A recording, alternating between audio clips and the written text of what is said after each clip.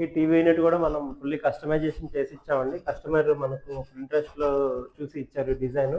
And ఏదైతే చూపిచ్చారో same as it is చేసి ఇచ్చామనమాట. పైన చూడొచ్చు చిన్న కర్వ్ వచ్చింది.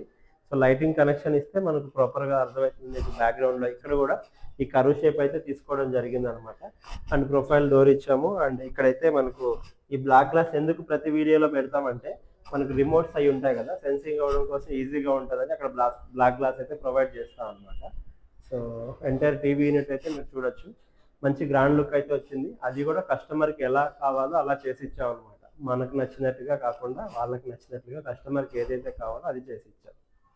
సో, గెస్ట్ బెడ్‌రూమ్‌లో అయితే పైన వాల్నట్ బ్రౌన్ అండ్ కింద వైట్ కలర్ అయితే తీసుకున్నామండి.